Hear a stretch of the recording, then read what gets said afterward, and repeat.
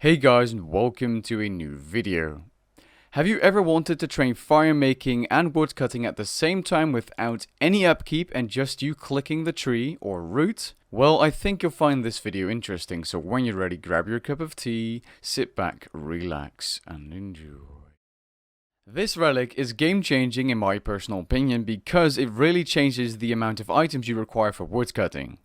You no longer need superheat form to gain firemaking experience while woodcutting. You also no longer require sign of the porters because you can simply burn all the logs you're chopping while you're chopping, with absolutely zero upkeep. And you don't need the grace of the elves to hold all those porters unless you really want that chance of getting a HSR with a Siren Spirit. All you need for this relic is level 83 Archaeology, the Into the Forge Mystery complete, and a pair of fire gloves.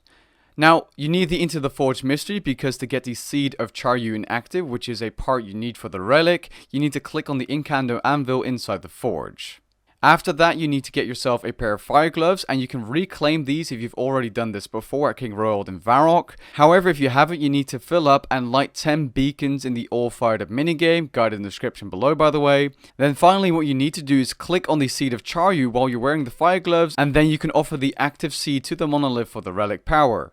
Now, why is it important to use this relic? Well, first of all, you're saving money by not using porters unless you really want to be banking those logs to sell them later on. Maybe if you're chopping new logs or something. I don't exactly know, but most of the time you don't want to have the logs in your inventory, and this is why you'd be using superheat form or sign of the porters, or you're dropping the logs after you get a full inventory. Now, I don't think I really need to explain how efficient it is to be training firemaking while also training woodcutting, especially if the firemaking experience is much higher than the woodcutting experience you're gaining, with the exception of Arctic Pines, of course.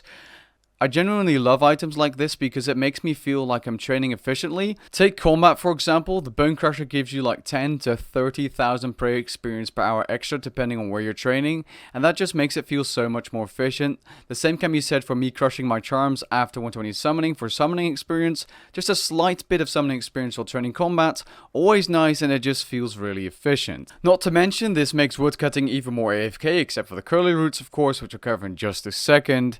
And think about it like this: if you're gaining 100,000 woodcutting experience per hour, for example right here at Arctic Pines, and you're gaining 93,000 firemaking experience per hour, that means every 3 hours of woodcutting you're saving yourself an hour of firemaking with something like maple logs at a +5 bonfire boost. At Menethos you'd be getting that in 2 hours of woodcutting, and think of it like this: if you were to camp those areas for 99 woodcutting, yes, it would take a bit longer compared to crystal trees or compared to the golden bamboo in the arc. However, by doing so, you're at least saving yourself 30 hours of firemaking training if you do it all the way to 99.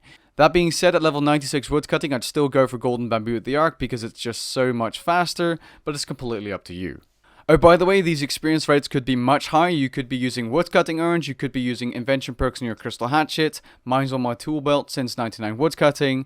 I was using a beaver pouch though, and the fire ring and fire gloves for that 5% firemaking boost, but other than that, nothing really. And in some of the clips you can see I was using a perfect Juju woodcutting potion, which also helps a bit. But other than that, you could easily beat these experience rates you're seeing on screen. And overall, I can say I really dig this relic. If I was going for max today, I'd probably first go for 83 Archaeology, get this relic, and then start training woodcutting and firemaking. Also, this does mean that superheat form for just woodcutting, not for the other skills, is actually dead content. Oh, by the way, if you're curious on how to do these curly roots, you have to click the curly roots, not the straight ones, chop them, and then chop them again to gain firemaking experience. You can easily get here by using a Mask of Vine teleport or your Juju teleport spirit bag and entering the entrance to the north, or you could use a gnome glider and go to Karamja and then enter the area. And with that being said, that's the end of this video. Feel free to leave your opinion on the always Adze Relic down in the comments below, and if you enjoyed this video, please leave a like. Catch you guys in the next one. Peace.